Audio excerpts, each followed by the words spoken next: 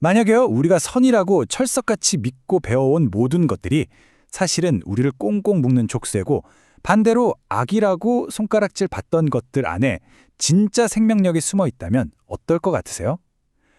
윌리엄 블레이크의 천국과 지옥의 결혼은 바로 이 위험하고도 아주 근본적인 질문을 우리에게 던지는 책입니다.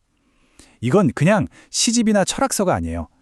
이성과 종교적인 규범이 세상을 꽉 잡고 있던 시대에 그걸 정면으로 거부하고 세상을 보는 우리 생각 자체를 완전히 뒤집어 엎으려는 정말 혁명적인 선언문 같은 거죠.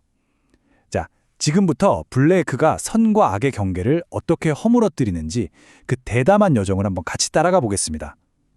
이 책은 아주 미스터리한 문장으로 시작합니다.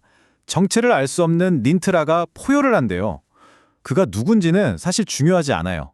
그가 만들어내는 이 분위기가 핵심입니다. 한번 상상해보세요. 짓눌린 대기, 굶주린 구름, 뭔가 숨이 턱 막히는 압박감, 그리고 곧 뭔가가 터질 것 같은 그런 팽팽한 긴장감이 느껴지지 않으세요? 이건 결코 편안한 시작이 아니죠. 억압되어 있던 모든 것들이 터져나오기 바로 직전 거대한 영적 폭풍이 몰려온다는 경고나 마찬가지입니다. 블레이크는 이 첫 문장부터 우리에게 이 여정이 결코 쉽거나 편안하지 않을 거라는 걸 아주 강력하게 선언하고 있는 셈이죠. 네, 맞습니다. 이 책의 목표는 바로 파괴입니다.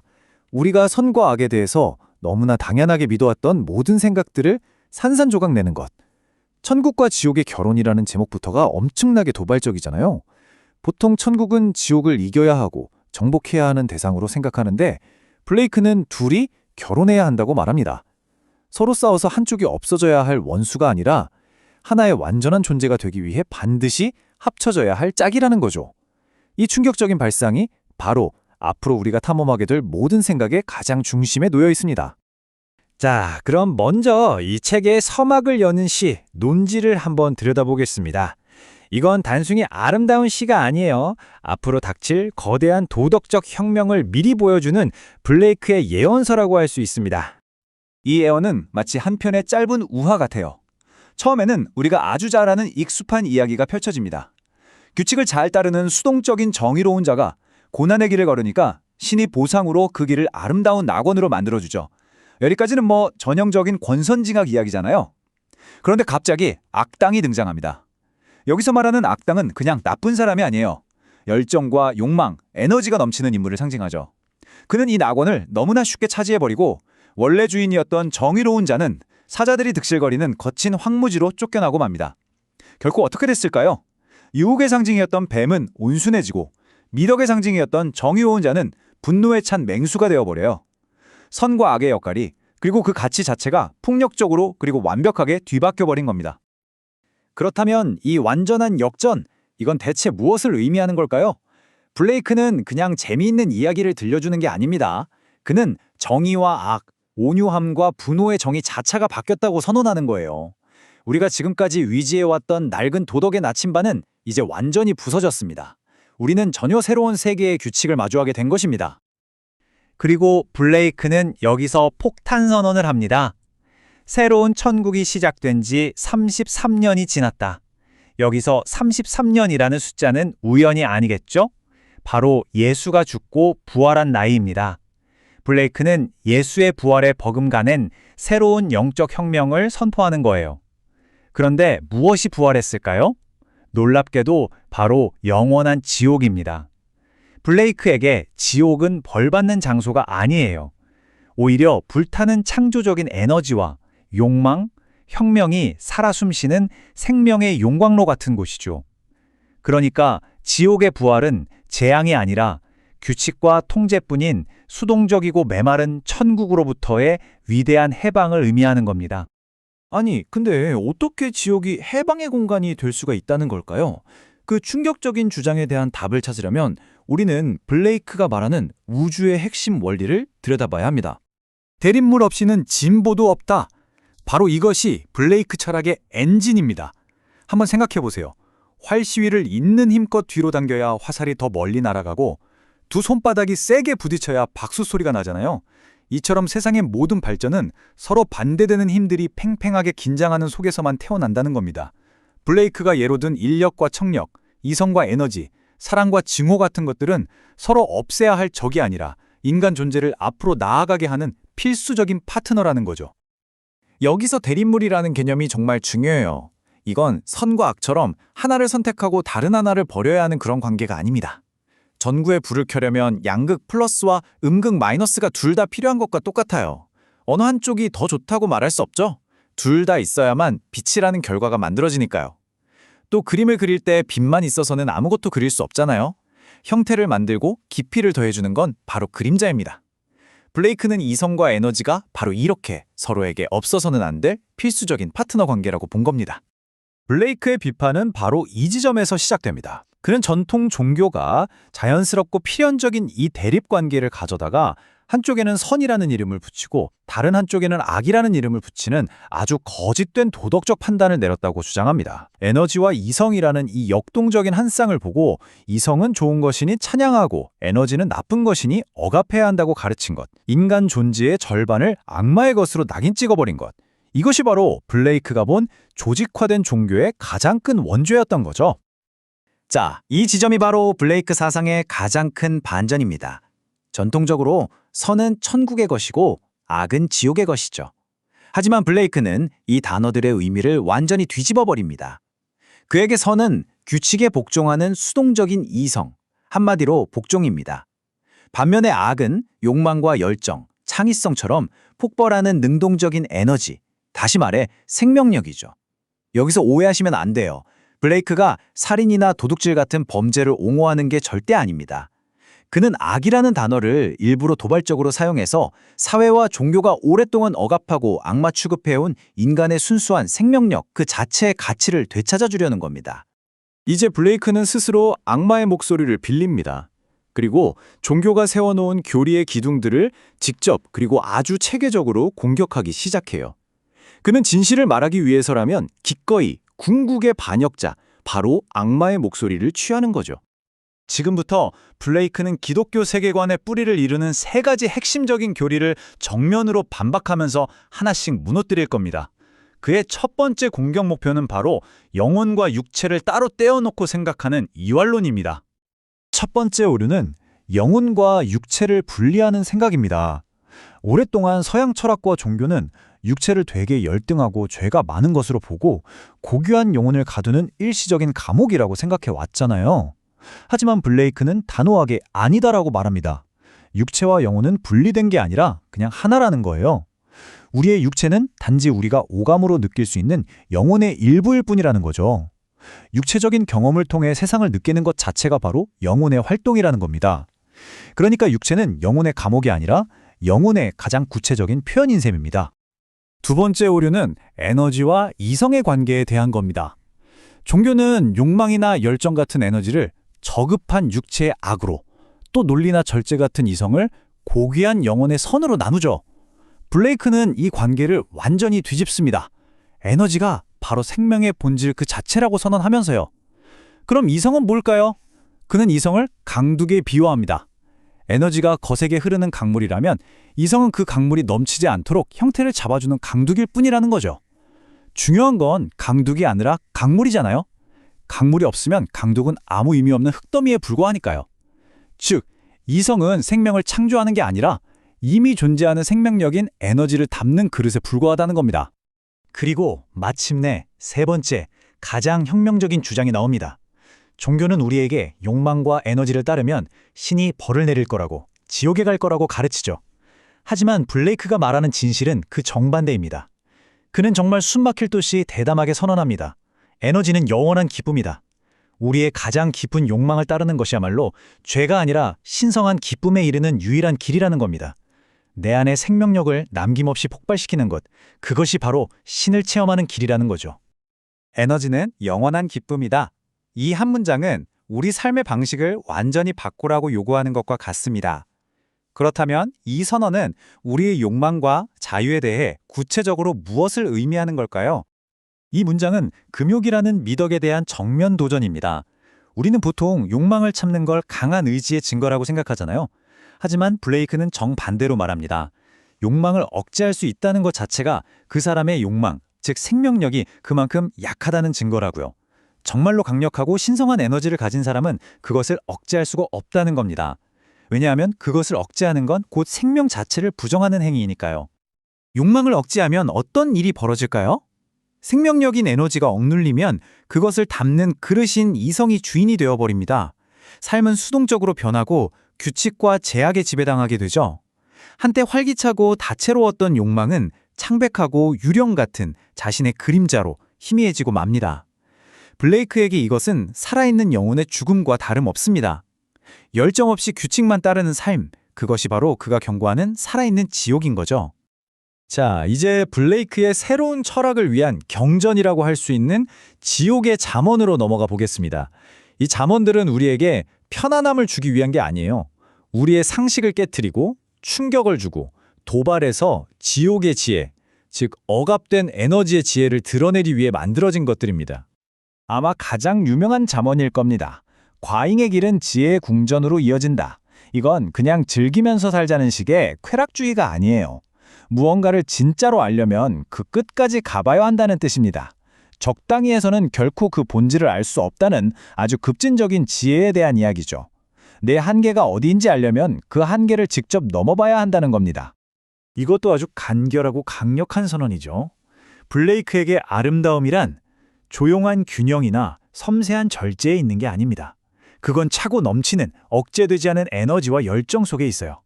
거세게 쏟아지는 폭포, 들판을 태우는 불길, 모든 걸 쏟아붓는 열정적인 연주 같은 걸 한번 떠올려 보세요.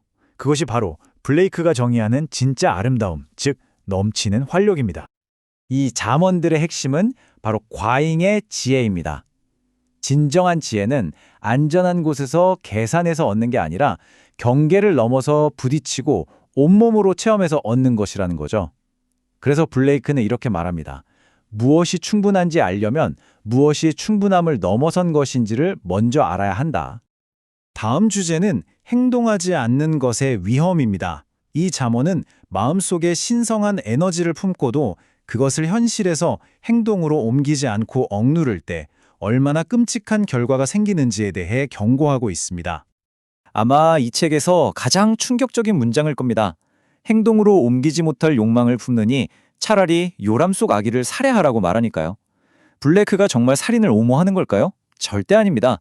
그는 이 끔찍하고 극단적인 비유를 통해서 자신의 재능과 열정, 창조적인 에너지를 마음속에 그냥 가두어서 썩게 만드는 영혼의 살인이 실제 육체적인 살인만큼이나 끔찍한 범죄라고 우리 머릿속에 각인시키려고 하는 겁니다. 이 충격적인 잠언 뒤에 숨겨진 철학을 이해해야 해요.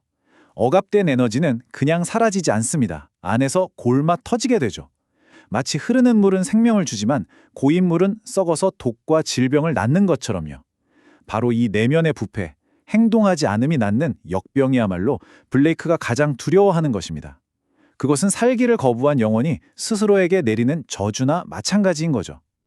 이제 블레이크는 개인의 내면을 넘어서 사회 제도를 향해 비판의 칼날을 돌립니다. 그의 목표는 인간의 에너지를 통제하는 양대 산맥, 바로 법률과 종교입니다. 이 잠언은 사회 제도의 깊은 위선을 꿰뚫어 봅니다.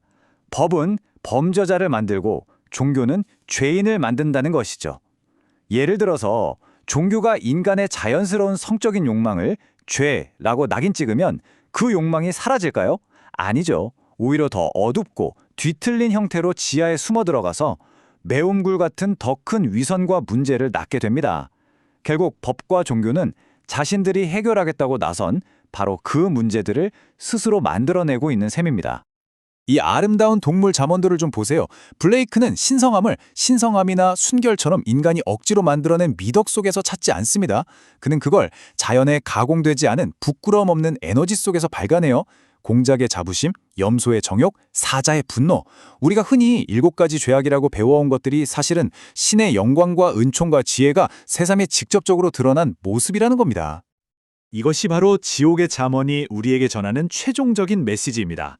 신성은 저 멀리 하늘 위, 자연을 넘어선 곳에 있는 게 아니라 바로 여기, 이 땅 위, 자연의 가장 순수하고 에너지 넘치는 모습 속에 있다는 것. 결국 이 모든 생각은 책의 마지막을 장식하는 단 하나의 문장, 살아있는 모든 것은 신성하다로 이어지게 됩니다. 자, 우리는 이제 2개의 거대한 힘을 보았습니다. 우리를 통제하고 가두려는 이성이라는 이름의 천국, 그리고 우리 안에서 살아 날뛰는 에너지라는 이름의 지옥. 블레이크는 이 둘을 싸우게 하는 대신 결혼시키라고 말합니다. 그렇다면 우리 안에 이성과 에너지가 마침내 하나가 될 때 과연 어떤 새로운 존재가, 어떤 새로운 인간이 탄생하게 될까요? 그 놀라운 모습은 다음 이야기에서 함께 찾아보도록 하겠습니다.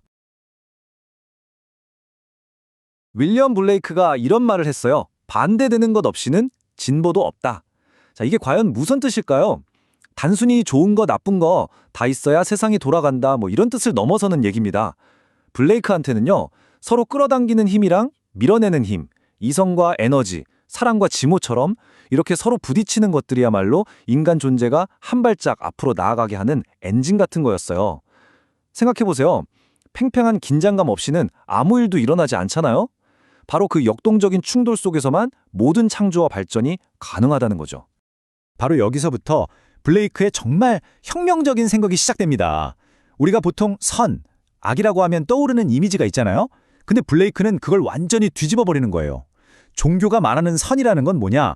그냥 기존 규칙, 그러니까 이성에 고분고분 따르는 수동적인 상태라는 겁니다. 반면에 악은? 그건 바로 우리 안에서 끌어오르는 생명력, 즉 에너지에서 뿜어져 나오는 능동적인 힘이라는 거죠. 그러니까 블레이크가 하고 싶은 말은 이거예요. 우리가 그토록 좋다고 생각했던 천국은 사실 아무런 생명력 없이 그저 복종만 하는 공간이고, 오히려 저주받았다고 생각한 지역이야말로 진짜 창조적인 에너지가 폭발하는 곳이라는 겁니다. 정말 충격적이죠? 자, 이제부터가 진짜입니다. 블레이크가 악마의 목소리를 빌려서 기존 종교가 만들어 놓은 거대한 착각들을 하나씩 깨부수는 선언문을 한번 들어보겠습니다. 이건 단순한 비판이 아니에요. 인간의 본성을 왜곡해온 모든 가르침에 대한 정면 도전장 같은 겁니다. 블레이크는 단호하게 말합니다. 모든 성서나 신성한 규범들이 사실은 인간에 대한 세 가지 큰 오류를 퍼뜨려 왔다고요. 그리고 이 오류들이 수천 년 동안 우리 정신을 올가맨 족쇄였다는 거죠. 그래서 그는 이 착각들을 바로잡는 것만이 진짜 인류를 해방시키는 길이라고 믿었던 겁니다. 첫 번째 오류, 바로 이원론입니다. 우리 인간이 고귀한 영혼과 저급한 육체로 나뉘어 있다는 생각 많이 들어보셨죠? 그래서 영혼은 좋은 거고 육체는 억눌러야 한다, 이렇게 배워왔잖아요. 하지만 블레이크는 딱 잘라 말해요. 인간에게는 영혼과 구별되는 육체가 없다. 그럼 육체는 뭐냐고요? 그냥 우리 눈과 귀로 느낄 수 있는 영혼의 한 부분일 뿐이라는 겁니다. 그러니까 육체는 영혼을 가두는 감옥이 아니라 오히려 영혼이 이 세상을 느끼고 경험하는 통로 그 자체라는 거죠. 자, 몸이랑 영혼을 그렇게 나눠놨으니 거기서 나오는 힘도 당연히 나누게 되겠죠? 이게 바로 두 번째 오류입니다. 악이라고 불리는 에너지는 저급한 육체에서 나오고 선이라고 불리는 이성은 고귀한 영혼에서 나온다고 딱 규정해버린 거죠. 근데 블레이크는 이것도 틀렸다고 말합니다. 진실은 뭐냐? 에너지는 유일한 생명이며 육체로부터 나온다. 생명의 본질 자체가 바로 이 에너지라는 거예요. 그럼 이성은 뭘까요? 이성은 에너지의 적이 아니에요. 그냥 에너지의 경계선이라는 겁니다. 무슨 말이냐면 이성의 역할은 이 활활 타오르는 에너지를 억누르는 게 아니라 그 엄청난 힘이 흩어지지 않도록 형태를 잡아주는 틀 같은 역할을 해야 한다는 거죠. 그리고 마지막 세 번째 오류. 이게 가장 치명적이고 근본적인 오류입니다. 바로 우리의 자연스러운 욕망, 이 에너지를 따르는 게 죄고 신은 그 죄 때문에 우리에게 영원히 벌을 내릴 거라는 가르침 말이에요. 이건 우리 스스로를 미워하라고 강요하는 거나 마찬가지잖아요. 여기에 대한 블레이크의 대답은 아주 짧고 강력합니다. 에너지는 영원한 기쁨이다. 네, 죄의 근원이 아니라 기쁨의 원천이라는 겁니다. 우리 본능, 이 생명력 자체가 신성하고 영원한 환희다. 바로 이게 지옥의 철학의 핵심입니다. 자, 그럼 대체 블레이크가 말하는 에너지라는 게 뭘까요? 이걸 좀 더 제대로 들여다볼 필요가 있겠죠.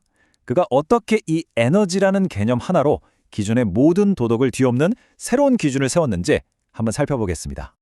블레이크가 말하는 에너지를 한번 간단하게 정리해 볼게요. 첫째, 유일한 생명입니다. 그냥 머릿속 생각이 아니라 살아있는 모든 것의 본질이라는 거죠. 둘째, 우리 몸에서 나오는 겁니다. 감각이나 본능과 때려야 될 수 없는 힘이에요. 마지막으로 욕망이나 충동처럼 우리 안에서 팍 하고 솟아나는 아주 능동적이고 창조적인 힘이라는 겁니다. 누가 시켜서 하는 게 아니라 그냥 터져나오는 순수한 생명력, 그 자체인 거죠. 다시 한번 이 문장을 곱씹어 보죠. 에너지는 영원한 기쁨이다. 이게 그냥 긍정적으로 살자, 뭐 이런 흔한 말이 절대 아니에요, 여러분.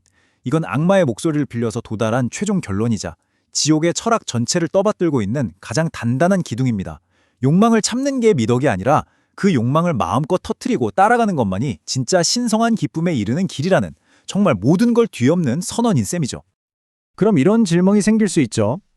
아니, 그럼 욕망을 참고 절제하는 사람들은 다 나쁜 건가요? 블레이크의 대답은 아주 날카롭습니다. 그는 욕망을 억제하는 걸 미덕으로 보지 않아요. 오히려 그건 그냥 그 사람의 욕망이 그만큼 약하다는 증거일 뿐이라고 말합니다. 진짜로 강력하고 거대한 에너지를 가진 사람은 그걸 억누를 수조차 없다는 거죠. 결국 절제라는 미덕은 약한 사람들이 자기 능력이 부족한 걸 포장하려고 만든 변명에 불과하다는 아주 통렬한 비판인 겁니다. 이성이 에너지를 억누르면 어떻게 될까요? 활활 타오르던 욕망이라는 불꽃이 이성이라는 찬물을 뒤집어 쓴다고 상상해 보세요. 그럼 점점 힘을 잃고 쪼그라들겠죠. 결국 생명력을 다 빼앗긴 채 그냥 희미한 자기 자신의 그림자만 남게 되는 겁니다. 정말 비극적인 과정이죠. 블레이크가 자기 주장을 뒷받침하려고 아주 기가 막힌 예를 하나 들어요. 바로 존 밀턴의 대서사시 신라권입니다. 겉으로 보면 이 책은 신에게 반역한 사탄이 패배하는 아주 교훈적인 종교 이야기잖아요. 근데 블레이크는 밀턴이 글을 쓴 방식에 주목해요. 밀턴이 신이나 천사, 즉 이성의 세계를 그릴 때는 글이 뭔가 부자연스럽고 족수에 묶인 것처럼 딱딱하다는 겁니다. 그런데 반역자인 사탄과 지옥, 즉 에너지의 세계를 묘사할 때는 글이 갑자기 자유로워지고 생명력이 넘쳐 흘러요. 왜 그랬을까요? 블레이크는 그 이유를 밀턴이 진정한 시인이었고 자신도 모르게 악마의 편이었기 때문이라고 설명합니다. 시인의 창조적인 본능, 즉 그의 에너지가 이성적인 신보다는 반항적인 악마에게 더 끌렸다는 거죠. 자, 이제부터는 지옥의 격언들을 하나씩 살펴볼 건데요. 이게 그냥 속담 모음집이 아니에요. 블레이크 철학의 실천편이라고 보시면 됩니다. 에너지가 이끄는 삶을 살려면 어떻게 해야 하는지 그 구체적인 지침들이 아주 도발적인 문장들 속에 담겨 있거든요. 먼저 욕망과 행동에 대한 이야기부터 시작해 보죠. 지옥의 격언들이 우리에게 주는 첫 번째 가르침, 그 핵심은 딱 하나예요. 행동하라 입니다. 욕망하면서 행동하지 않는 자는 역병을 낳는다. 행동 없는 욕망은 썩는다는 거죠. 과잉의 길은 지혜의 궁전으로 이어진다. 실패하더라도 끝까지 가보라는 거고요. 무엇이 지나친지 알기 전까지는 무엇이 충분한지 결코 알 수 없다. 한계를 직접 넘어봐야 진짜 지혜가 생긴다는 뜻입니다. 그리고 가장 무서운 경고. 행동으로 옮기지 않은 욕망을 키우느니 차라리 요람 속의 아기를 살해하라. 생각만 하고 행동하지 않는 건 죽음보다 못하다는 정말 강력한 촉구입니다. 이 말을 좀 더 깊이 생각해 볼까요? 역병을 낳는다는 표현, 정말 섬뜩하지 않아요? 블레이크한테 실현되지 않은 욕망은 그냥 공기 중으로 사라지는 게 아니에요. 우리 내면에서 썩고 부패해서 독을 만들어낸다는 겁니다. 마치 고여있는 물이 썩어서 병균을 퍼뜨리는 것처럼 말이죠. 그렇게 억압된 에너지는 결국 개인의 정신을 병들게 하고 나아가 사회 전체를 병들게 하는 역병이 된다는 무서운 경고인 셈입니다. 과잉의 길은 지혜의 궁전으로 이어진다. 이 말 아마 지옥의 격언 중에 제일 유명할 거예요. 이 말 듣고 그냥 막 살라는 거구나 생각하시면 안 돼요. 그런 뜻이 아니고요. 여기서 과잉은 경험의 한계를 시험해보라는 의미입니다. 우리가 늘 안전한 선 안에서만 있으면 내가 뭘 할 수 있는지, 내 한계가 어딘지 절대 알 수 없잖아요. 직접 부딪혀보고 때로는 선을 훌쩍 넘어봐야만 이 정도가 나한테 충분한 거구나 하는 진짜 지혜를 얻을 수 있다는 겁니다. 이건 책으로 배우는 지식이 아니라 온몸으로 부딪혀서 배우는 지혜에 대한 찬가라고 할 수 있죠. 자, 이번에는 블레이크가 기존의 도덕이나 법, 그리고 신중함 같은 미덕들을 아주 신랄하게 공적하는 격언들을 만나볼 차례입니다. 마음 단단히 먹으셔야 해요. 블레이크의 칼날이 가장 날카로워지는 부분입니다. 이번 격언들은 우리가 착한 거라고 배워온 것들의 가면을 벗겨버립니다. 신중함은 무능히 구애야 하는 부유하고 못생긴 늙은 노처녀다. 한마디로 용기 없는 자들의 변명이라는 거죠. 감옥은 법의 돌로, 사창가는 종교의 벽돌로 지어진다. 법과 종교가 어떻게 인간의 욕망을 가두고 비틀어버리는지를 보여주고요. 마지막으로 분노의 호랑이가 가르침의 말보다 더 현명하다. 인위적인 교육보다는 야생의 본능이 더 큰 지혜를 품고 있다는 정말 대담한 주장입니다. 이 문장은 정말 강력한 사회 비판이죠. 감옥이랑 사창가 전혀 상관없어 보이잖아요.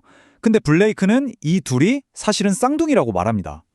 법은 우리의 행동을 물리적으로 묶어서 감옥을 만들고요. 종교는 우리의 욕망, 특히 성적인 욕망을 죄라고 억눌러서 그게 뒤틀린 형태로 터져나오는 사창가를 만든다는 거예요. 결국 법과 종교, 둘 다 인간의 자연스러운 에너지를 가두는 똑같은 억압의 건물이라는 통찰입니다. 분노의 호랑이가 가르침의 말보다 더 현명하다. 이 비유를 한번 풀어볼까요? 으르렁거리는 야생의 호랑이랑 잘 길들여진 말. 여러분은 누가 더 현명하다고 생각하세요? 블레이크는 당연히 호랑이라고 말합니다. 여기서 분노는 그냥 나쁜 감정이 아니에요. 억압에 저항하고 나라는 존재를 주장하는 정직한 에너지의 표현이죠. 반면에 가르침을 받은 말은 인간의 규칙에 순종하도록 길들여진 존재잖아요. 블레이크는 우리가 그렇게 길들여진 말처럼 살 게 아니라 때로는 분노하는 호랑이처럼 우리 안에 원초적인 본능이 알려주는 지혜를 따라야 한다고 말하는 겁니다.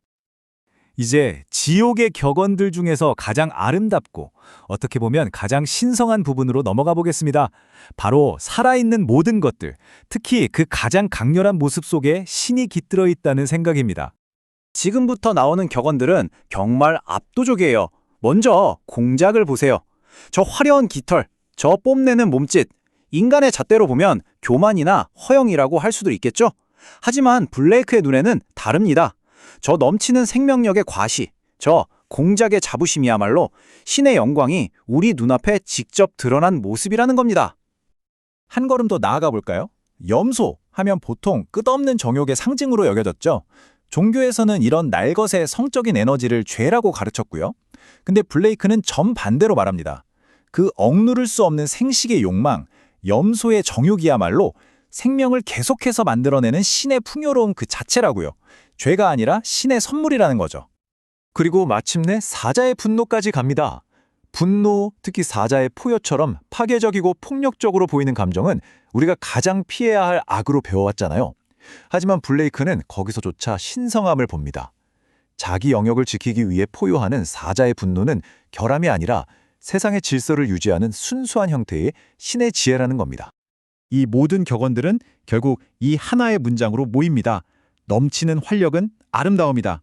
영어로는 exuberance of beauty. 잘 다듬고 절제된 아름다움이 아니라 주체할 수 없이 막 흘러 넘치는 에너지 그 자체가 바로 아름다움의 본질이라는 선언입니다. 이게 바로 블레이크의 미학이자 도덕 철학의 핵심인 거죠. 공작의 자부심, 염소의 정욕, 사자의 분노가 다 신성하다고 말했던 블레이크의 주장은 마침내 이 하나의 궁극적인 결론에 다다릅니다. 살아있는 모든 것은 신성하기 때문이라는 거룩한 것과 속된 것, 영혼과 육체, 선과 악을 나누려 했던 모든 시도를 한 번에 무너뜨리는 위대한 선언이죠. 생명이 있는 모든 것 안에 그 자체로 완전한 신성이 깃들어 있다는 겁니다. 이 이야기를 마무리하면서 블레이크가 우리에게 던지는 이 근본적인 질문을 여러분께 남겨두고 싶습니다. 만약에 우리가 죄라고 나쁜더라고 억눌러야 한다고 믿어왔던 우리의 가장 깊은 욕망과 충동, 그 에너지 속에 진짜 신성한 무언가가 깃들어 있다면 어떨까요? 블레이크의 철학은 우리 자신의 삶과 신념을 완전히 다른 눈으로 돌아보게 만드는 위험하면서도 아주 매혹적인 초대장과도 같습니다. 자, 윌리엄 블레이크의 세계로 다시 한번 들어가 볼까요? 천국과 지옥의 결혼에서 가장 도발적인 부분, 바로 지옥의 격언입니다. 지금 보시는 이 문장, 과잉의 길은 지혜의 궁전으로 이어진다. 이게 그냥 자극적으로 툭 던지는 말이 아니에요. 이건요, 우리가 지금껏 당연하게 생각해왔던 모든 도덕, 모든 지혜를 완전히 뒤집어 엎으려는 블레이크의 혁명적인 철학, 그 심장으로 들어가는 열쇠 같은 문장입니다. 블레이크가 말하는 지옥 하면 보통 뭐가 떠오르세요? 막 유황불이 끓고 벌 받는 곳? 전혀 아닙니다. 블레이크한테 지옥은요, 오히려 그 반대예요. 억눌려 있던 모든 것들이 마침내 해방되는 그런 에너지로 가득 찬 공간이죠. 그래서 블레이크는 여기서 지옥의 교육과정이라는 아주 일관된 철학을 쫙 펼쳐 보여줍니다. 그 핵심이 뭐냐? 바로 당시 사회가 이건 악이야 라고 딱지를 붙였던 것들을 오히려 옹호하는 거예요. 예를 들면 이런 거죠. 종교가 이건 죄악이야 했던 육체적인 욕망, 사회가 저건 위험해 했던 예술적인 충동, 또 이성이 꾹꾹 눌러 담으려 했던 그 모든 뜨거운 감정들. 블레이크한테는 이게 다 악이 아니라 살아있다는 증거, 바로 생명의 본질 그 자체였던 겁니다. 천국과 지옥이 추구하는 가치가 얼마나 다른지 한번 보세요. 정말 극명하게 대립하죠? 한쪽에는 우리가 흔히 미덕이라고 배우는 천상의 미덕이 있습니다. 신중함, 자제, 명상, 이런 것들요. 블레이크는 이걸 담는 물통에 비유해요. 물통은 물을 안전하게 담아두지만 스스로 새로운 물을 만들어내지는 못하잖아요. 그냥 가두고 억제할 뿐이죠. 반면에 블레이크가 찬양하는 지옥의 지혜는 완전히 정반대입니다. 과잉, 에너지, 행동, 이건 생명력을 밖으로 막 분출하는 넘쳐오르는 샘과 같아요. 샘은 끊임없이 솟아나서 주변을 적시고 새로운 생명을 키워내죠. 자, 여러분은 어느 쪽이 진짜 삶에 더 가깝다고 느껴지시나요? 와, 블레이크의 비유는 정말 신랄하죠? 그는 신중함을 무슨 현명한 미덕이 아니라 아무도 원하지 않는 존재로 그려내요. 근데 왜 하필 부유하고 못생긴 늙은 노처녀일까요? 여기엔 다 의미가 있습니다. 부유하다는 건 에너지를 쓰지 않고 그냥 쌓아두기만 한다는 뜻이에요. 늙은 노처녀는 생명력을 통해서 아무것도 창조해내지 못하는 그런 불모의 상징을 하고요. 그리고 이런 존재한테 구해야 하는 건 오직 무능한 뿐이라는 겁니다. 그러니까 행동할 용기도 능력도 없는 사람들이 나는 신중한 거야? 라는 가면 뒤에 숨어서 자기 무능을 정당화한다는 아주 통렬한 비판인 거죠. 그러니까 지옥의 철학에서는요, 욕망이 생기면 무조건 행동으로 옮겨야 되는 거예요. 블레이크는 억눌린 욕망이 그냥 얌전히 사라진다고 생각 안 했어요. 그게 아니라 우리 내면에서 썩고 골마서 마치 전염병처럼 정신을 병들게 만든다고 경고하죠. 자, 보세요. 행동으로 옮기지 않은 욕망을 품느니 차라리 요람 속에 아기를 살해하라. 와, 정말 충격적이죠? 근데 이게 진짜 아기를 죽이라는 말이 아니라 그만큼 행동하지 않고 품고만 있는 욕망이 영혼에 끼치는 해악이 갓 태어난 생명을 죽이는 것만큼이나 끔찍한 영혼의 살인이라는 걸 아주 강하게 말하는 겁니다. 기쁨은 행동을 통해 새로운 걸 잉태시키고 심지어 실품조차도 그 경험을 통해 무언가를 출산하는 창조적인 힘이 된다는 거예요. 모든 건 결국 이 에너지의 흐름에 달려 있다는 거죠. 이 격언이야말로 과잉에 대한 블레이크의 주장을 아주 명쾌하게 요약해 줍니다. 우리는 보통 중용이 미덕이라고 배우잖아요. 근데 블레이크는 이렇게 묻는 거예요.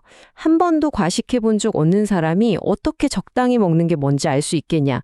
한 번도 자신의 한계를 넘어본 적 없는 사람이 어떻게 자기 진짜 능력을 알 수 있겠냐는 거죠. 진짜 지혜, 진짜 자기 이해는 안전한 울타리 안에서 적당히 절제하는 걸로는 절대 얻을 수 없다는 겁니다. 직접 경계를 밀어붙여서 충분한 것 이상의 영역을 온몸으로 체험해봐야만 한다는 거예요. 내 한계를 시험해봐야만 비로소 내 우주가 얼마나 넓은지 알 수 있다는 말이죠. 자, 이렇게 에너지를 숭배하고 과잉을 찬양하는 지옥의 지혜는요, 당연히 기존의 권위, 특히 종교와 부딪힐 수밖에 없겠죠. 이제 블레이크가 이 종교의 역사를 얼마나 급진적으로 다시 써내려가는지 한번 자세히 들여다보겠습니다. 이 비유 정말 강력하지 않나요? 생각해보세요. 애벌레는 자기 생명을 이어가기 위해서 가장 건강하고 영양가 높은, 즉 가장 아름다운 잎사귀를 고르잖아요. 마찬가지로 권력을 유지하려는 사제 계급은 인간의 가장 추하고 약한 부분을 공격하는 게 아니라는 거예요. 오히려 인간의 가장 순수하고 가장 생명력 넘치는 가장 아름다운 기쁨을 타겟으로 삼는다는 거죠. 왜일까요? 바로 그 인간의 자연스러운 기쁨과 욕망이야말로 자신들의 통제 시스템에 가장 큰 위협이 되기 때문입니다. 블레이크는 종교가 원래는 인간의 순수한 상상력에서 시작됐는데 어떻게 이게 인간을 억압하는 족쇄로 변질되었는지 그 타락의 과정을 아주 명확하게 6단계로 보여줍니다. 자, 한번 같이 따라가 볼까요? 1단계. 아주 먼 옛날 시인들은요, 세상 모든 것에서 신성을 봤어요. 강, 나무, 다위, 모든 것에 신이나 영혼이 깃들어 있다고 생각했죠. 일종의 시적인 상상력입니다. 2단계, 그러다 보니까 이런 시적인 이야기들을 모아서 세상을 이해하는 하나의 체계를 만들게 됩니다. 인간은 본능적으로 이야기에 질서를 부여하고 싶어 하니까요. 자, 여기까지는 꽤 좋아 보이죠? 근데 3단계에서 문제가 생기기 시작합니다. 몇몇 영리한 사람들이 이 체계를 이용하기 시작한 거예요. 강에 깃들어 있던 신을 강이라는 실체에서 분리시켜서 강의 신 포세이돈 이런 식으로 추상적인 개념으로 만들어버린 거죠. 자, 그럼 어떻게 될까요? 4단계로 넘어갑니다. 이 추상화된 신의 개념을 독점적으로 다루는 전문가 집단, 바로 사제 계급이 탄생하는 순간입니다. 5단계에서 이 사제들은 자기들의 권위를 아주 단단하게 굳히기 위해서 이렇게 선언하죠. 이 모든 체계는 우리가 만든 게 아니라 저 하늘 위에 계신 외부의 신이 우리에게 명령한 것이다 라고요. 그리고 마지막 6단계. 오랜 시간이 흐르자 인류는 이 모든 신들이 원래는 우리 자신의 가슴속, 즉 우리 자신의 상상력에서 태어났다는 그 위대한 진실을 까맣게 잊어버리게 된 겁니다. 이게 바로 블레이크가 진단한 종교 타락의 과정이에요. 그러니까 블레이크한테 진짜 원죄는 신의 명령을 어긴 불복종이 아니었던 거예요. 진짜 죄는 뭐냐? 바로 우리 안에 있던 신성을 외부의 권위에 홀라당 넘겨주고 우리 자신이 바로 그 신성의 근원이라는 사실을 망각해버린 것, 바로 그 자체라는 거죠. 사제 계급은 신과 인간 사이에 인위적인 장벽을 세웠고 우리 내면의 목소리를 저 바깥에 있는 권위자의 목소리인 것처럼 둔갑시켜서 우리를 통제하는 도구로 삼았다는 겁니다.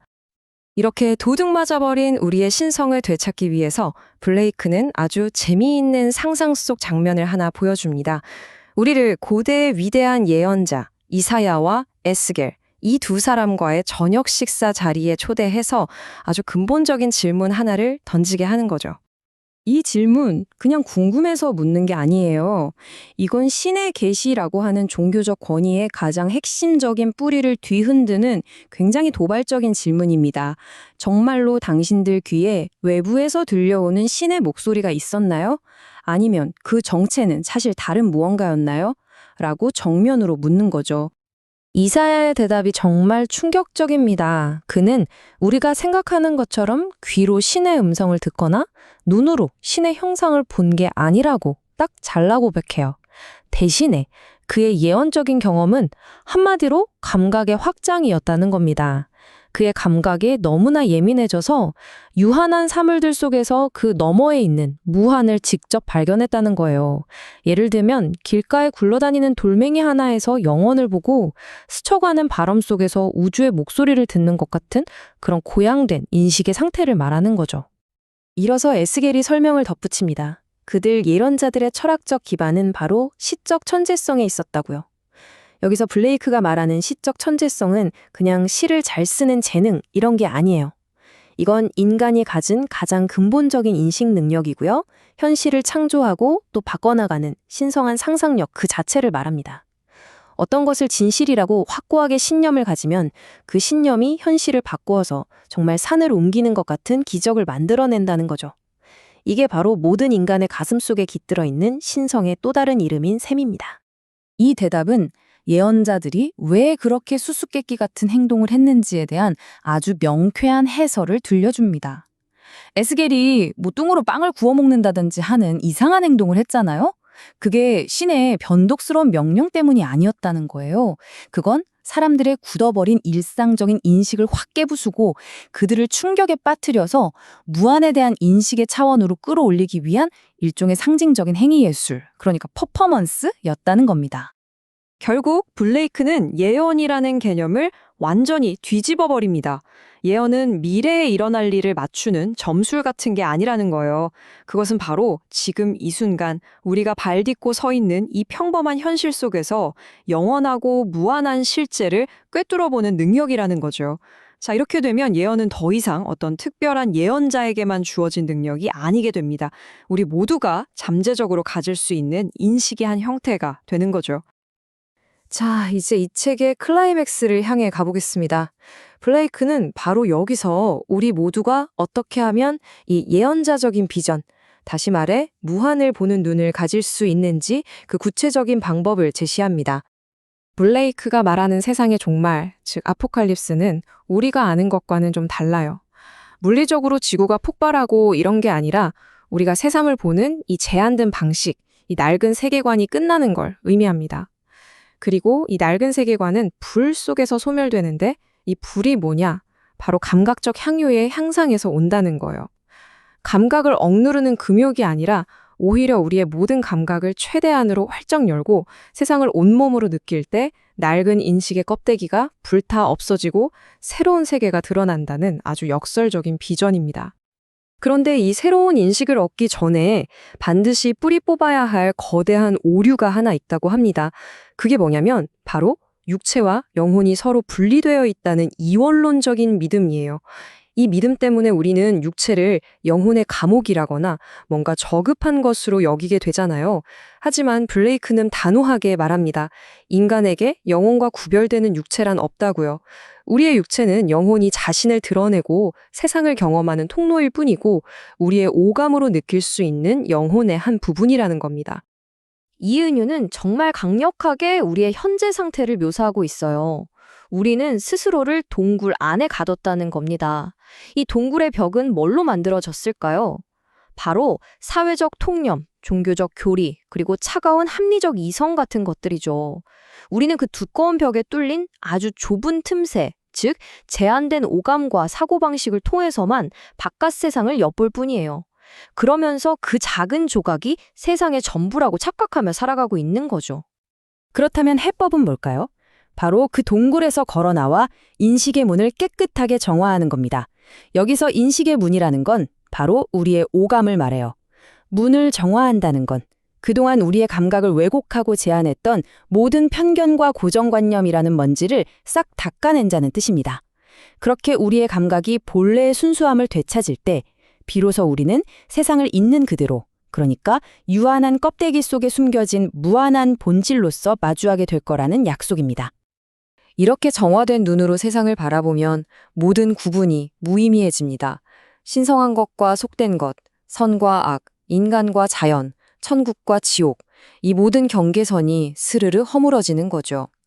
길가의 작은 벌레 한 마리에서부터 저 밤하늘의 별에 이르기까지 살아 숨쉬는 모든 존재가 그 자체로 완벽하고 신성하다는 궁극적인 깨달음에 이르게 되는 겁니다. 이것이야말로 블레이크가 우리에게 보여주고 싶었던 최종적인 풍경인 거죠. 결국 블레이크가 우리에게 남기는 건 복잡하고 거대한 철학 체계가 아니에요. 오히려 아주 개인적이고 실천적인 질문 하나를 툭 던지는 거죠. 자, 여러분의 인식의 문을 가리고 있는 그 먼지는 대체 뭘까요? 어쩌면 매일 무심코 반복하는 나의 습관일 수도 있고요. 원래 다들 그렇게 살아 하면서 의심 없이 받아들인 사회적인 믿음일 수도 있겠죠. 아니면 상처받기 싫어서 나도 모르게 쌓아올린 마음의 벽일 수도 있고요. 블레이크는 묻는 겁니다. 오늘 그 굳게 닫힌 민을 아주 조금이라도 열어볼 용기가 있냐고요. 이게 바로 200년이 지난 지금도 블레이크가 우리 모두에게 던지는 가장 강력하고 중요한 도전이 아닐까 싶습니다.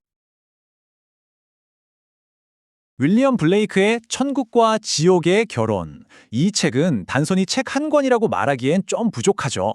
이건 하나의 선언문이고 우리가 세상을 보는 방식 자체에 대한 정면 도전장이라고 할 수 있습니다. 블레이크는 우리가 너무나 당연하게 생각해온 선과 악, 이성과 에너지, 천국과 지옥 같은 이분법적인 세계관의 뿌리를 그냥 통째로 뒤흔들어 버립니다. 그리고 그 경계를 허물고 모든 것이 하나로 뒤섞이는 정말 경이로운 비전을 우리 눈앞에 펼쳐 보이죠. 자, 바로 이 도발적인 질문이야말로 블레이크의 세계로 들어가는 열쇠입니다. 그는 대립하는 것 없이는 진보도 없다고 아주 단호하게 말해요.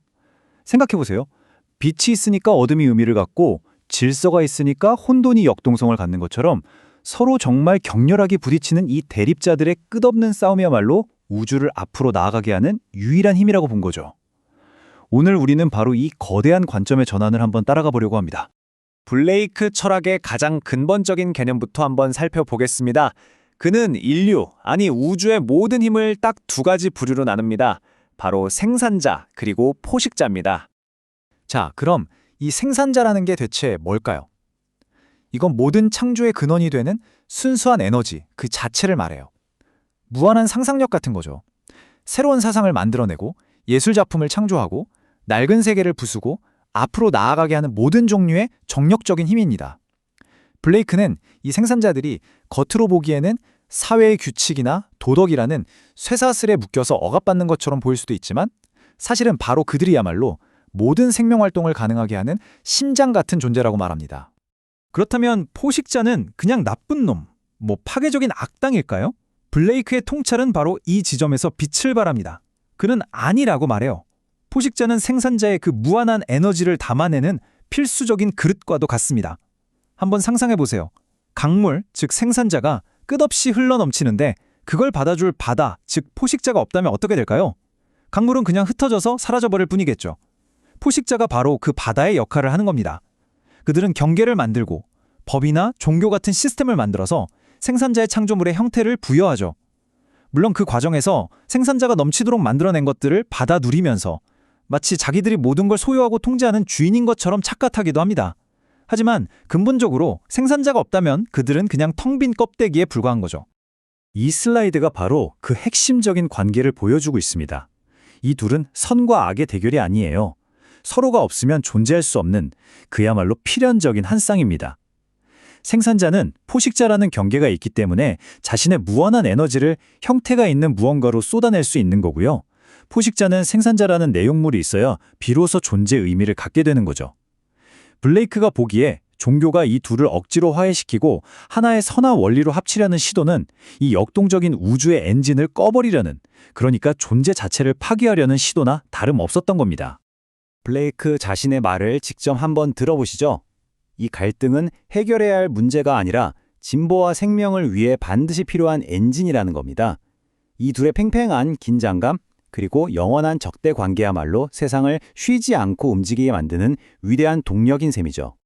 자, 이제 블레이크가 이 엄청난 사상을 어떻게 하나의 환상적인 이야기 속에 녹여냈는지 그 여정을 한번 따라가 보겠습니다. 그는 천사와 함께 지옥과 천국을 여행하는 비유를 통해서 우리의 관점이 어떻게 현실 그 자체를 만들어내는지를 정말 생생하게 보여줍니다. 이야기는 이렇게 시작돼요. 여기서 천사는 전통적인 종교, 두려움에 기반한 도덕, 그리고 모든 걸 규격화하려는 억압적인 이성을 상징합니다. 그는 화자에게 영원한 벌을 받는 지옥을 보여주겠다고 으름장을 놓쳐. 하지만 화자는 두려워하기는커녕 오히려 지적인 호기심에 불타서 그의 제안을 덥석 받아들입니다. 여기서부터 이미 세상을 보는 두 존재의 근본적인 시각 차이가 명확하게 드러나고 있는 거죠. 천사가 안내하는 지옥으로의 하강은 아주 상징적이에요. 마국간, 교회, 방앗간 이런 곳들은 전부 인간이 만든 질서와 시스템의 공간이거든요. 이 익숙하고 안정된 세계를 통과해서 가장 깊은 곳으로 내려가자 발밑에는 모든 경계와 형태가 사라진 끝없는 심연이 펼쳐집니다. 이성을 가진 존재가 가장 두려워하는 무한과 혼돈의 공간, 바로 천사가 생각하는 지옥의 입구인 셈이죠. 천사의 눈에 비친 지옥의 모습이 그려지기 시작하는데요. 블레이크의 이미지는 언제나처럼 강렬하고 모순적입니다. 불타는 연기 같은 심연, 그리고 검지만 빛나는 태양. 이건 이성적인 논리로는 도저히 이해할 수 없는 두려움과 편견으로 왜곡된 인식 속의 세계를 암시하는 거죠. 천사의 지옥은 한마디로 말해서 억제되지 않은 자연 그 자체의 모습입니다. 거대한 거미, 부패 속에서 꿈틀대는 생명, 예측 불가능한 폭풍, 생과 사가 뒤섞인 피해 폭포. 이것들은 전부 질서와 통제를 최우선으로 여기는 이성이 가장 혐오하고 두려워하는 것들이에요. 바로 통제 불가능한 생명력과 파괴적인 에너지의 향연인 거죠. 마침내 천사가 본 지옥의 비전은 절정에 다다릅니다. 태초의 혼돈과 길들여지지 않은 거대한 에너지를 상징하는 성서 속 괴물 레비아탄이 그 모습을 드러낸 거죠. 천사의 좁고 질서정연한 세계관으로는 도저히 감당할 수 없는 이 압도적인 존재의 등장에 겁에 질린 천사는 비명을 지르며 도망치고 맙니다. 그의 세계가 무너지는 순간이죠. 바로 여기서 정말 극적인 반전이 일어납니다. 두려움에 찬 관찰자인 천사가 사라지자 지옥의 모든 끔찍한 광경은 마치 연기처럼 사라져버려요. 그건 객관적인 실체가 아니라 오직 천사의 다친 마음이 만들어낸 환영이었던 겁니다. 화자는 평화롭고 아름다운 달밤의 강가에 앉아 있습니다. 진실은 공포가 아니라 평온이었던 거죠. 이제 상황은 완벽하게 역전됩니다. 화자가 천사에게 그의 운명, 그러니까 그가 그토록 찬양하는 천국의 진짜 모습을 보여줄 차례가 온 거죠. 화자는 수동적인 이성을 상징하는 천사를 강제로 이끌고 날아오릅니다. 이건 바로 에너지가 이성을 압도해서 새로운 비전으로 이끄는 순간을 상징하는 겁니다. 화자가 보여준 천사의 천국은 지옥보다 더 끔찍한 곳입니다. 감옥 같은 벽돌집 안에 갇힌 원숭이들은 이성의 왜곡된 모습을 상징해요. 그들은 이성이라는 사슬에 묶여서 서로를 분석하고 핥히고 정복하고 심지어 잡아먹습니다. 이 모든 행위에는 어떤 창조적인 열정이나 기쁨도 없이 그저 차갑고 기계적인 논리만 존재할 뿐이에요. 이것이야말로 블레이크가 비판하는 에너지와 상상력이 완전히 배제된 순수한 이성만의 세계입니다. 그건 결국 자기 자신을 갉아먹고 파괴하는 무의미하고 잔인한 분석기계에 불과하다는 아주 통렬한 비판인 거죠. 자, 그렇다면 이 두 개의 충격적이고 상반된 비전 뒤에 숨겨진 블레이크의 진짜 철학은 대체 무엇일까요? 이제 그 의미를 본격적으로 파헤쳐 보겠습니다. 바로 이 말이 모든 것을 관통하는 핵심적인 통찰입니다. 천사가 본 그 끔찍한 지옥은 실제 존재하는 장소가 아니라 그의 두려움 많고 제한된 정신, 즉 그의 형이상학이 외부 세계에 투영된 결과물이라는 거예요. 우리는 세상을 있는 그대로 보는 게 아니라 각자 자신이 가진 세계관이라는 렌즈를 통해서 봅니다. 그리고 때로는 서로에게 그 왜곡된 현실을 강요하기도 하죠. 블레이크의 가장 유명하고 또 심오한 구절이죠. 우리의 제한된 5가지 감각과 두려움에 기반한 종교와 도덕이라는 철학이 현실의 진정한 모습, 그러니까 모든 것 속에 내재된 무한한 생명력을 보지 못하게 가로막고 있다는 뜻입니다. 인식의 문을 정화한다는 건 바로 이 모든 족쇄를 벗어던지고 세계를 총체적으로 에너지 넘치는 있는 그대로를 받아들이는 것을 의미합니다. 이 강력한 비유는 우리의 상태를 정말 정확하게 묘사합니다. 천사와 같은 전통적인 사고체계는 우리를 스스로 만든 편견의 동굴 안에 가둬버려요. 우리는 그 동굴의 안전함에 안주하면서 무한하고 경이로운 실제 우주를 아주 작은 틈새로 엿볼 뿐이라는 거죠. 블레이크는 우리에게 그 동굴에서 걸어 나오라고 외치고 있는 겁니다. 이렇게 제한된 인식을 통렬하게 비판한 블레이크는 이제 어떻게 진정으로 위대하고 무한한 지식이 창조되고 공유되는지에 대한 자신만의 비전을 제시합니다. 그 무대는 바로 지옥의 인쇄소입니다. 지옥의 창조 과정은 살아있는 유기체와 같아요. 첫째, 용맹한 힘으로 낡은 오류를 파괴하고, 둘째, 지혜를 통해서 새로운 사상의 아름다운 형태를 입힙니다.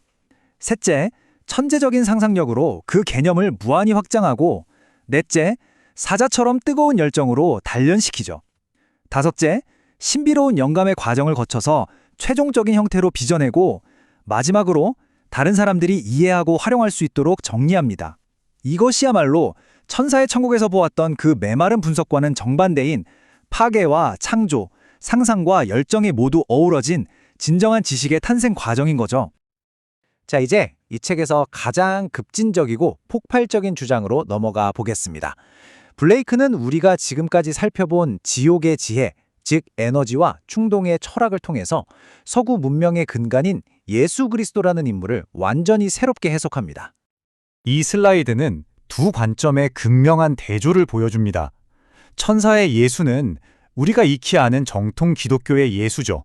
하늘에 있는 유일신이고 도덕률을 세우고 인간의 죄를 심판하는 권위적이고 정적인 존재. 이건 이성의 관점입니다. 반면에 악마의 예수는 정말 충격적일 정도로 급진적이에요. 그는 신이 아니라 가장 위대한 인간이며 기존의 율법을 따르지 않고 오히려 자신의 내면적 에너지에 따라 그것을 깨부순 혁명가입니다. 진정한 미덕은 규칙을 지키는 게 아니라 때로는 그것을 어기는 데서 나온다고 주장하죠. 이게 바로 에너지의 관점입니다.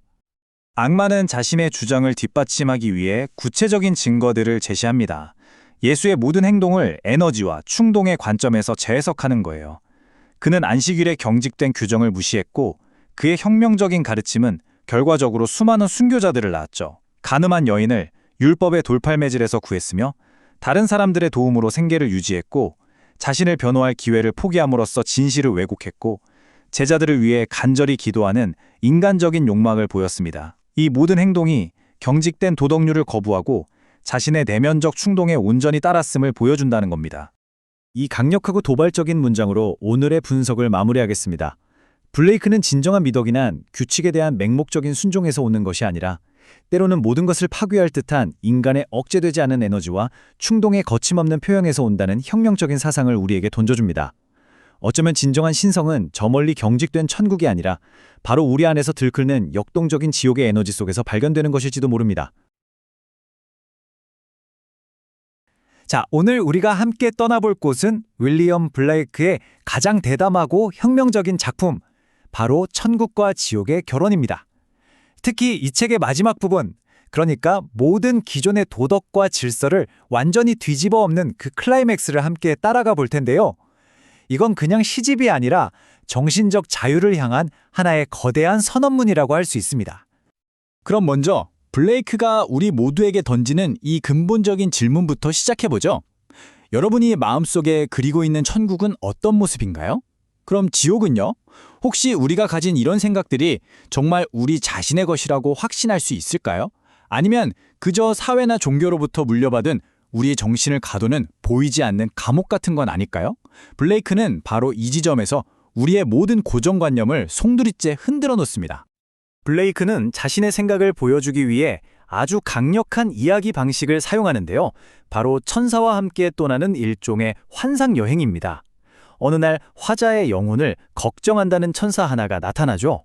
그리고는 당신이 가고 있는 그 길이 얼마나 끔찍한 운명으로 이어질지 그 영원한 운명을 똑똑히 보여주겠다고 제안합니다. 사실 이건 단순한 안내가 아니에요. 순응하지 않으면 이렇게 될 거라고 경고하는 일종의 심리적인 협박에 가깝습니다. 이 기묘한 여정은요, 의외로 우리에게 아주 익숙하고 신성하게 여겨지는 장소들을 통과하면서 시작됩니다.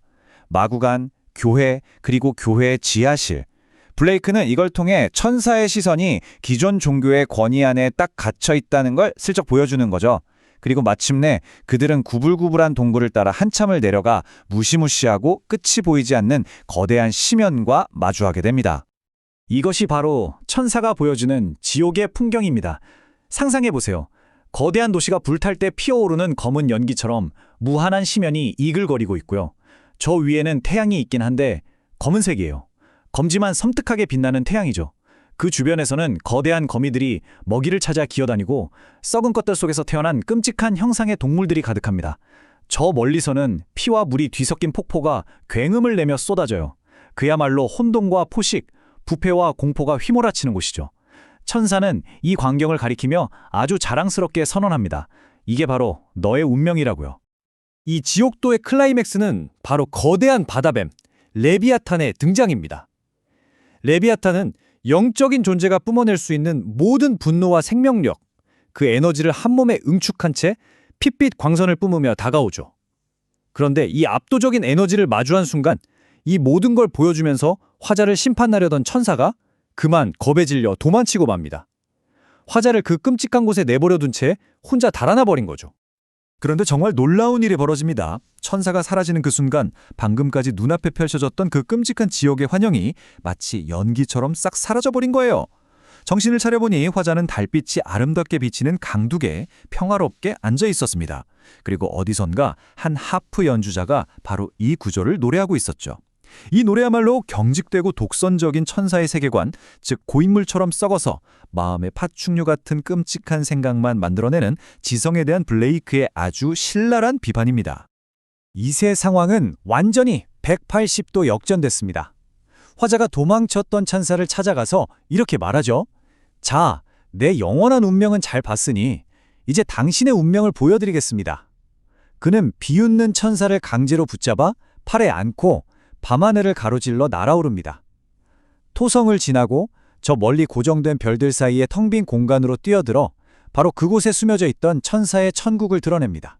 자, 이 두 개의 운명을 한번 나란히 놓고 비교해 볼까요?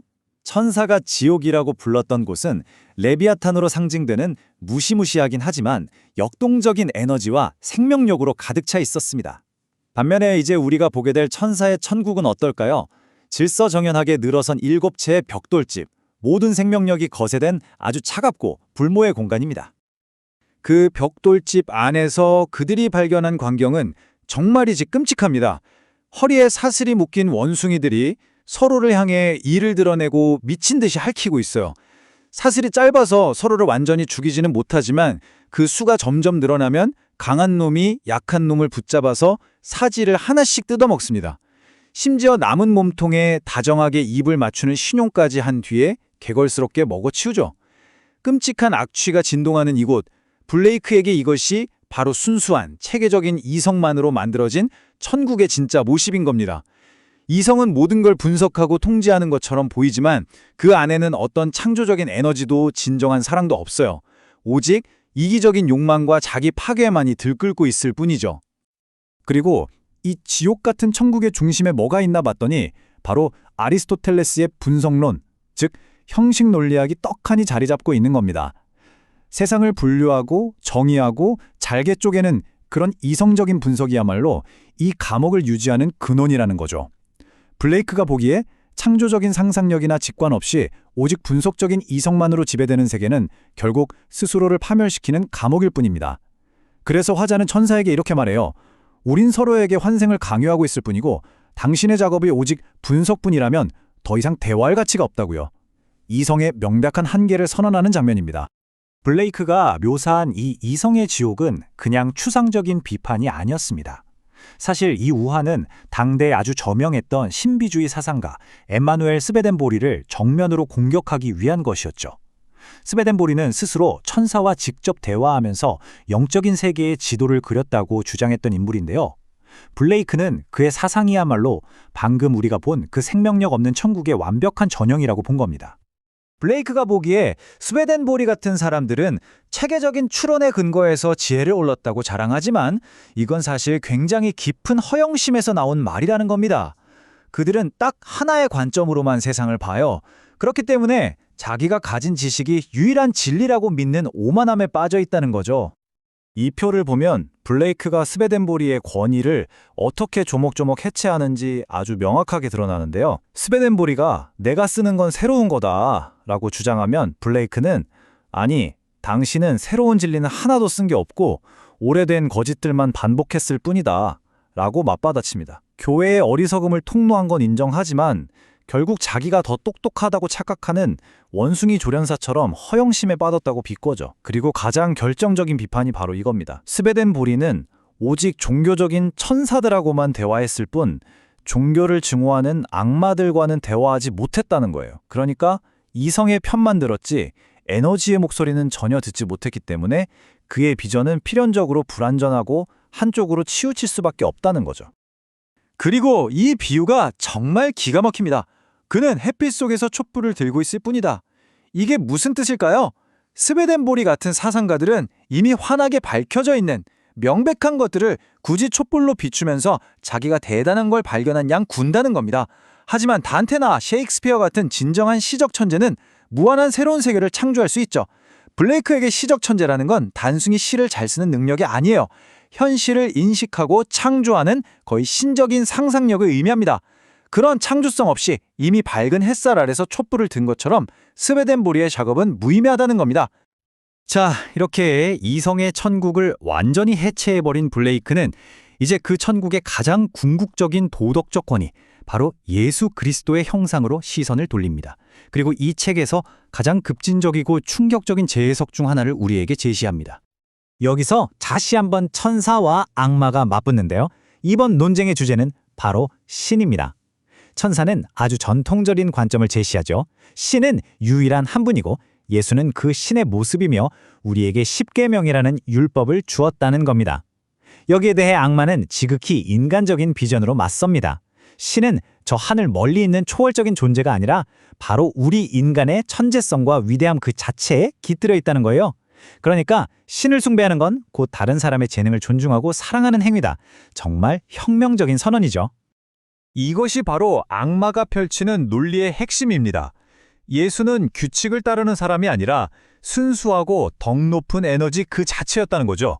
그리고 그의 행동을 자세히 들여다보면 그가 지지했다고 알려진 바로 그 십계명을 오히려 깨뜨리는 모습을 보인다는 겁니다.